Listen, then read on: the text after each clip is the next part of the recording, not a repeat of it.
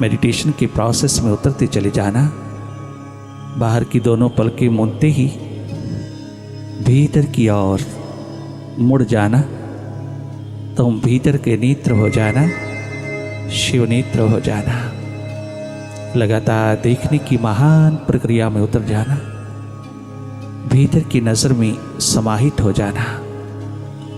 बाहर खंड खंड चेतना को अखंड रूप बना लेना और भीतर की ओर जागे जागे देखते चले जाना। साक्षी दृष्टा होकर के निरंतर देखते चले जाना। एक न्यूट्रल एनर्जी हो जाना। निष्पक्ष निरपेक्ष भाव में देखते चले जाना। लगातार देखते चले जाना। सत्संग की पावन वाइब्रेशंस में, इस संगीतमय वातावरण में उतर करके तुम अपने स्वयं के समीप होते चले जाना। स्वयं से दूर रहना ही एकमात्र दुख है और स्वयं के समीप आना ही एकमात्र महासुख है। स्वयं से दूर रहना ही पाप है और स्वयं के निकट रहना, स्वयं में रहना, यही एकमात्र पुण्य है। जागे जागे देखती रहना भीतर की गति को। तुम्हारे सामने भीतर जो भी घटित हो रहा है उसको देखते चले जाना। कितना भी घना अंधेरा हो भीतर, या कहीं प्रकाश की किरण तुम्हारे हाथ लग जाए, तुम दोनों स्थितियों को देखते चले जाना। भीतर सन्नाटा है, कुछ भी नहीं है, उस नथिंगनेस को भी तुम देखते चले जाना। लगातार तुम देखने की प्रक्रिया में रहना। तुम जागना। भीतर की राहों पर तुम प्रतीक्षारत रहना। तुम इंतजार की घड़ियों में रहना।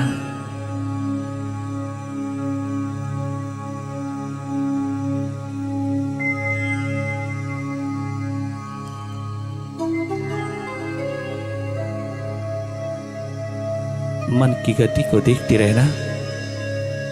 मन माया के विस्तार को जागे जागे देखते रहना। लगातार देखते रहना। केवल देखना और कुछ करना नहीं। तुम शिवनेत्र होकर के देखते रहना। तुम ही हो शिवनेत्र, तुम ही हो भीतर का नेत्र, तुम ही हो चेतन स्वरूप। तुम अपने स्वरूप की पहचान में, अपने स्वयं स्वभाव की महान स्थिति में उतरते चले जाना। मन के साथ बहुत बहुत तुम रह लिए, मन होकर के रह लिए। तुम अपना स्वभाव छोड़ करके मन की गति में इतना खो गए कि मन ही हो गए। ये तादात्म्य, ये आइडेंटिफिकेशन तोड़ते चले जाना। मन से हटते चले जाना। मन को हटाना नहीं, तुम स्वयं हटते चले जाना। स्वयं अपने स्वरूप, अपने ट्रू नेचर में, अपने वास्तविक स्वभाव में लौटना। हम सब का स्वभाव है देखना। हम सब साक्षी दृष्टा होकर के देखते चले जाएं।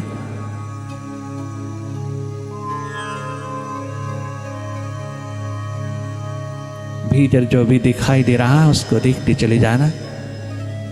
भीतर के अंधेरे सन्नाटे शायद तुमको तुम्हारे केंद्र की ओर पहुंचाने के लिए हैं। तनिक मात्र भी घबराना नहीं। कछु दिखाई दे ना दे, कैसा भी दिखाई दे, अपने आप स्वतः जो दिखाई दे रहा है केवल उसी को देखना। अपने भीतर को खाली करते चले जाना।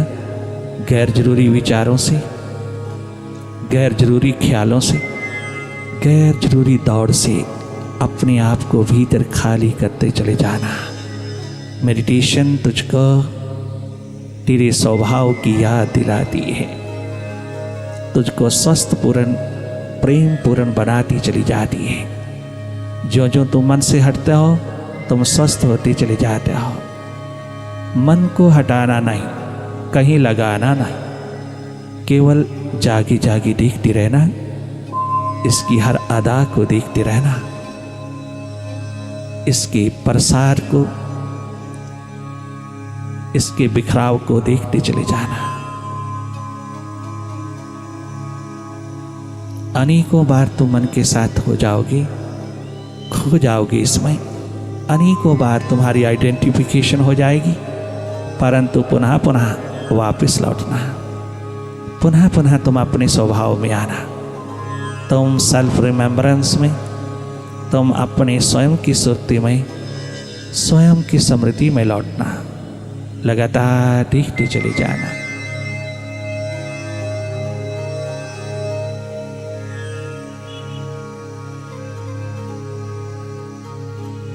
विचारों के ऊहापोह को देखते रहना,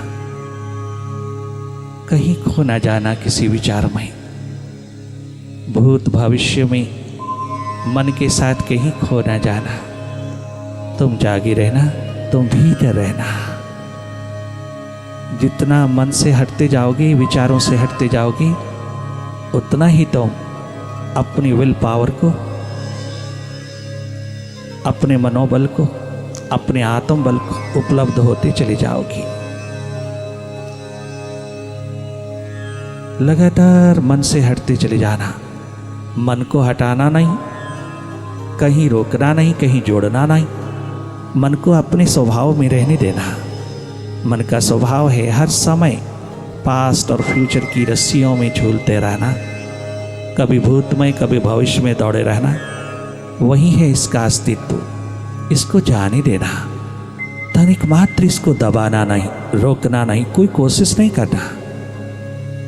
तुम इसकी गति को देखते रहना, इसके स्वभाव को समझते चले जाना, तुम देखने की प्रक्रिया में रहना।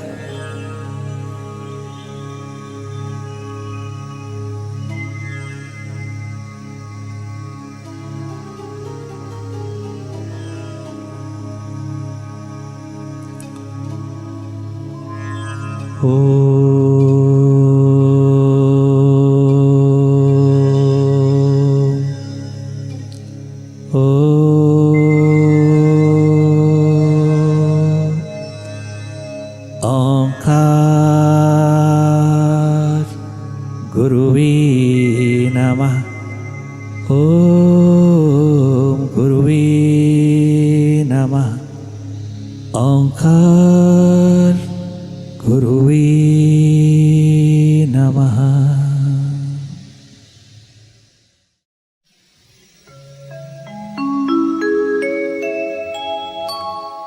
ओम गुरुवे नमः।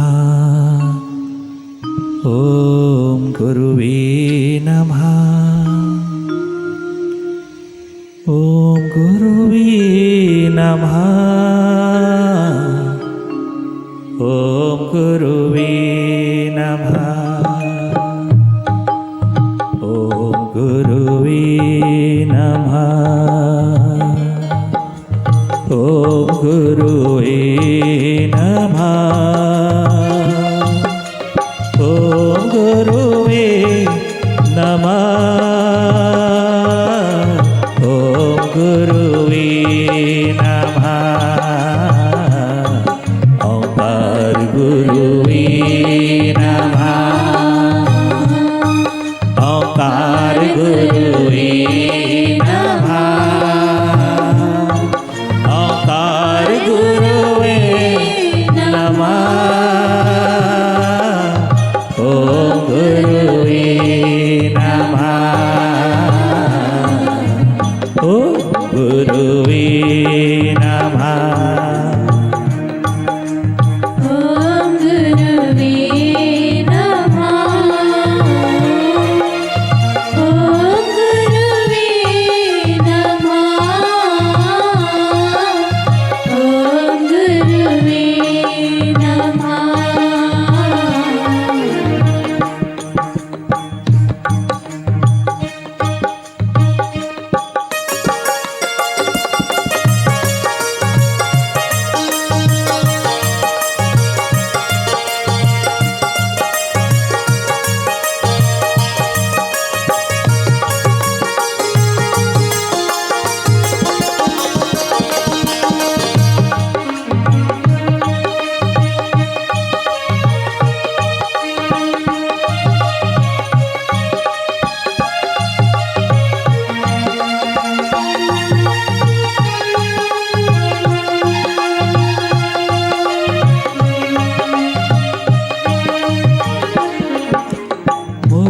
सम कौन कुटिल खल कामी, मौसम कौन कुटिल खल कामी, जिस तन दियो सोई बिसरायो,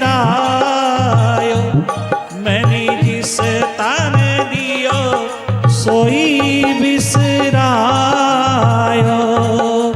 ऐसो नमक हरामी, मैं तो ऐसो नमक हरामी, मेरा कैसी उधार हो स्वामी। ओम गुरुवे नमः नमः नमः नमः, ओम गुरुवे नमः, ओम गुरुवे नमः, ओम गुरुवे नमः। हरे भक्त सूरदास ओम गुरुवे नमः,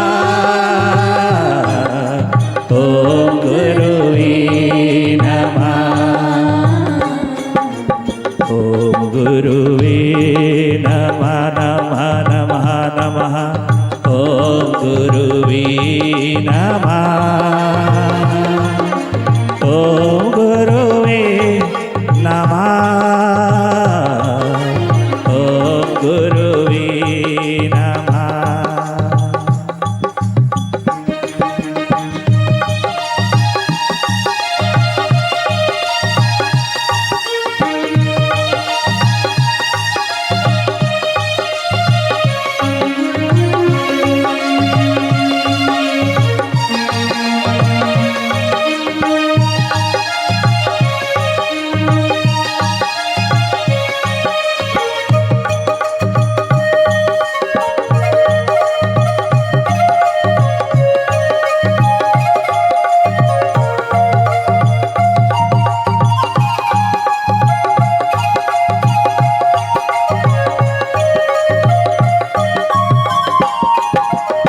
सुरती करो मेरी साया, सुरती करो मेरी साया, मेरे वल ध्यान करो मेरे साया, थोड़ी नजर करो मेरे साया, थोड़ी रहमत कमाओ मेरे साया, थोड़ा करम कमाओ मेरे साया। हम हैं अध जल माही, सुरती करो मेरे साया, हम हैं अध जल माही, यूं ही बहती जाएगी गर तू ना पकड़े ओ बाही। ओम गुरुवे नमः, ओम गुरुवे नमः,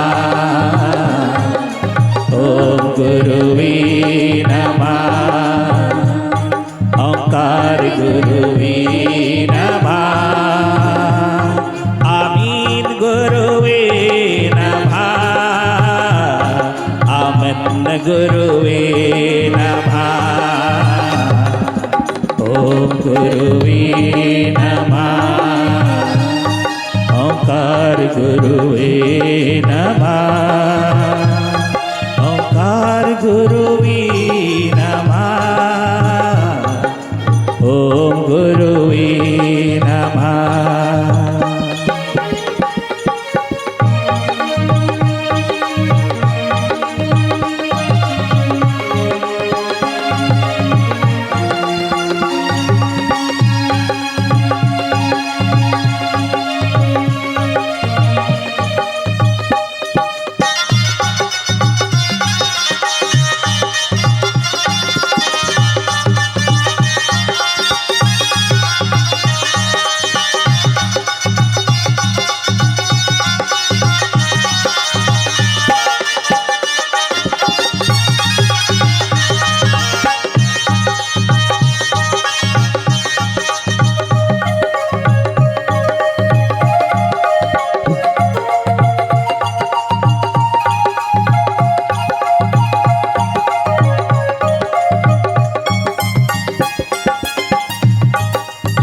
के किसी भी अंग में, शरीर के किसी भी पार्ट में कोई कांटा चुभ जाता है तो उसकी वेदना, उसका दुख सारे शरीर में, चारों ओर सारे शरीर में उतर जाता है।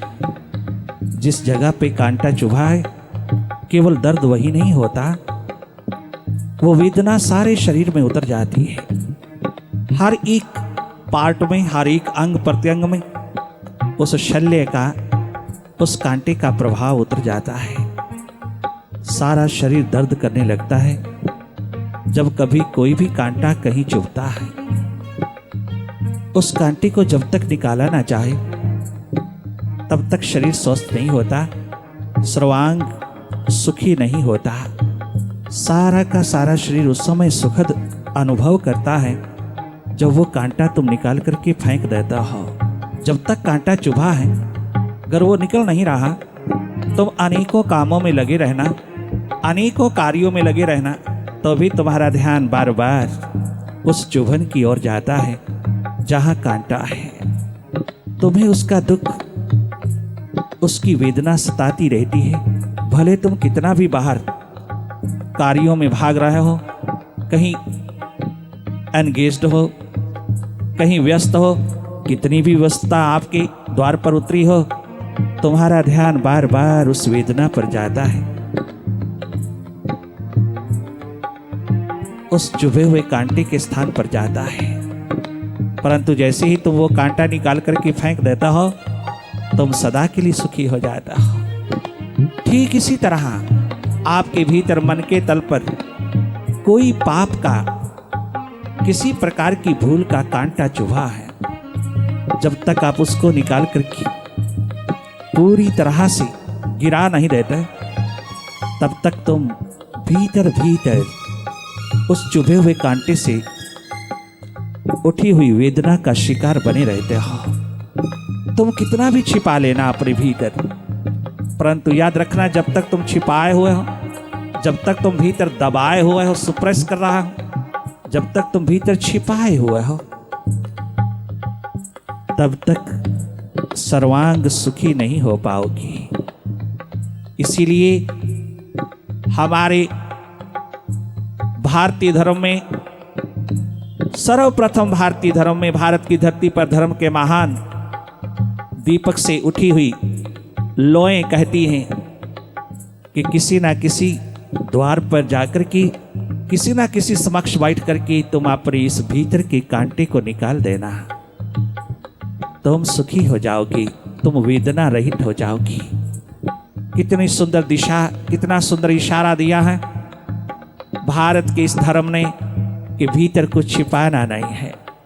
और अगर तुम्हें कोई ऐसा मनुष्य नहीं मिलता जिसके सामने तुम अपने भीतर के दर्द को खोल पाओ, भीतर के हृदय को खोल पाओ, अपनी व्यथा, अपना दर्द, अपनी पीड़ा आंसुओं की धारा में उतार करके उसको सामने जता पाओ, तुम अपनी वेदना के कांटे को भीतर से निकाल करके फेंक पाओ, उसके दामन में थमा पाओ। अगर तुम्हें ऐसा कोई मनुष्य नहीं मिलता तो कम से कम किसी दरिया के किनारे बैठ करके, खास करके गंगा माँ के किनारे में या गंगा माँ की डुबकी में तुम उस कांटे को निकाल देना। जैसे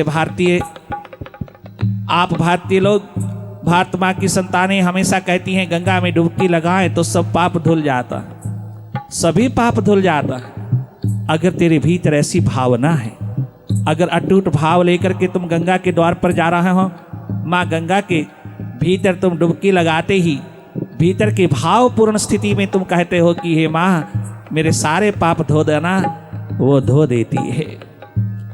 गंगा मैया तेरे सारे पापों को धो देती है, इसमें कोई शंका नहीं। अगर तू भावपूर्ण होकर के उसमें डुबकी लगाता है, अपने पापों को धोने के लिए भावना में पूर्ण श्रद्धा, पूर्ण भक्ति लेकर के उसके प्रति तुम समर्पित होते हो, तो उस डुबकी में तेरे सारे पाप धुल जाते हैं, इसमें कोई शंका नहीं। परंतु याद रखना, जैसे ही उस गंगा से बाहर तुम आते हो, तुम्हारे पुराने पाप तो धुल गए किंतु नए पाप शुरू हो जाता है। उस गंगा में सुविधा तो है जहां तुम अपने पाप बहा देता हो, परंतु उस गंगा में चुनौती नहीं है, चैलेंज नहीं है। अर्थात उससे बाहर निकल करके तुम्हारी क्या अवस्था होगी, तुम्हारी क्या हालात होगी। तुम्हें रूपांतरण करने की कोई रसायन वहाँ नहीं है। ये रूपांतरण करने की अवस्था, फिर से ये भूले ना हो, फिर से ये पाप ना हो, फिर से ये दुष्कर्म ना हो, फिर से ये तमाम प्रकार की शुभ अशुभ विचारों की लड़ी में खो जाने की दीनता हीनता ना आए, फिर से पुनः कोई पाप कर्म किसी तरह से भी रिपीट ना हो। ये एक चुनौती भरा संदेश केवल तुझको सदगुरु से मिल सकता है, भीतर के जागे पुरुष से मिल सकता है। भीतर का एकमात्र जागा पुरुष बहती गंगा की धारा है। वो 365 तीर्थों का महातीर्थ है, वो महागंगा है, जिसके द्वार पर जाकर के तुम अपने भीतर के हृदय को खोल देता हो, जहां तुम्हें पूर्ण आस्था है, पूर्ण सुदृढ़ विश्वास है कि जिस द्वार पर मैं अपने हृदय को खोल रहा हूं वो थोड़ा थोड़ा मनुष्य जैसा है और थोड़ा थोड़ा परमात्मा जैसा है। वो एक ओर से पूरा हमारे जैसा है, परंतु दूसरी ओर से वो चमत्कृत अवस्था में डूबा हुआ थोड़ा थोड़ा परमात्मा जैसा भी है। वो दोनों किनारों पर खड़ा है, एक किनारा मनुष्य की ओर, एक किनारा परमात्मा की ओर। वो दोनों के बीच खड़ा है। वो एक ऐसा मनुष्य है जिसके सामने बैठ करके तुम अपने भीतर का हाल खोल सकता हो, भीतर का हृदय खोल सकते हो, भीतर के तमाम दबे हुए अच्छे बुरे विचार संस्कार उसके दामन में थमा सकते हो। वो एक ऐसा व्यक्ति है जो तुम्हें किसी कीमत पर भी अपनी नजरों में कम नहीं होने देगा, जो सदैव तुझको स्वीकार करता चला जाएगा।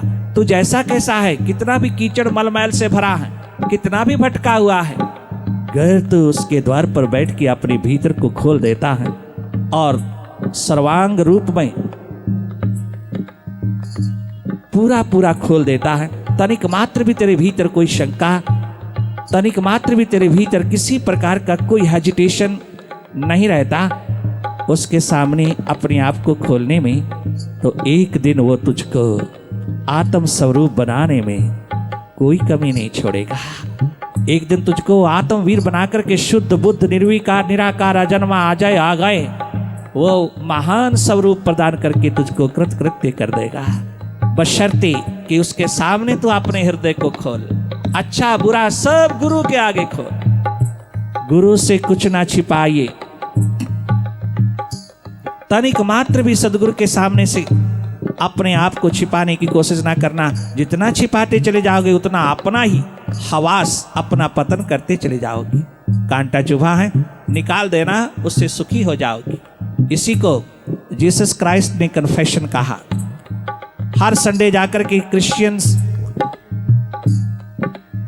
अपने तमाम पापों का कन्फेशन करता है। वो अलग बात है कि मंडे से फिर वही शुरू कर देता है। जैसे गंगा में डुबकी लगाते ही सब पाप धुल गए, किंतु बाहर निकलते फिर वह पुनः पाप अपनी पुनरुक्ति धारण करने लगे, वही फिर वही होने लगा।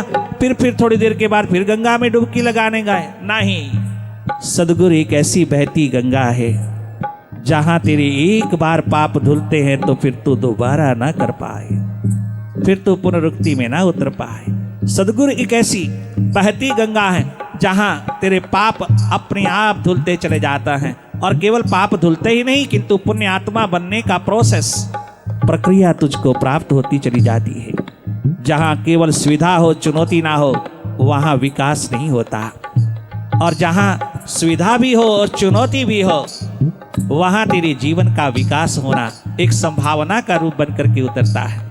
इसीलिए नरेंद्र विवेकानंद एक दिन अपने घर आंगन में बैठ करके अपने मुर्शिद रामकृष्ण परमहंस के प्रति कितना सुंदर आवाज उठाता है। यही एकमात्र पॉइंट कि सदगुरु तो गंगा है बहती हुई, मैं दक्षिणेश्वर की बहती गंगा में क्या स्नान करूं। ओ मेरे मुर्शिद, तो शाश्वत गंगा है, तो उस गंगा से भी ज्यादा बड़ी महागंगा है जो कभी भी अपने शिष्य के भूलों पर तनिक मात्र भी निराश नहीं होता, बारंबार उन भूलों के द्वार पर खड़े हुए भ्रमित अपने साधकों को, अपने भक्तों को पुनः पुनः अपनी गोदी में लेकर के, अपने अंतर्गत लेकर के धोता चला जाता है और आगे बढ़ाता चला जाता है। उसी एक मात्र प्यास में डूबा हुआ वो नौजवान नवयुवक नरेन कितना सुंदर कहता है, आहा, चारों ओर आंख लगा करके अपने मुर्शिद को याद करता हुआ गुरु कृपा का पात्र बनकर के क्या गजब की आवाज लगाता है। शबे फिराक की यारो कोई सहर भी है, शबे फिराक की यारो कोई सहर भी है। ओ दोस्तों, ओ मित्रों, ओ संबंधियों, ओ रिश्ते नाते सज्जनों, शबे फिराक की यारो कोई सहर भी है, शबे फिराक की यारो कोई सहर भी है। हमारे हाल की उनको कोई खबर भी है, हमारे हाल की उनको कोई खबर भी है। शबे फिराक की यारो कोई सहर भी है, शबे फिराक की यारो कोई सहर भी है। हमारे हाल की उनको कोई खबर भी है, हमारे हाल की उनको कोई खबर भी है। शबे फिराक की यारो कोई सहर भी है।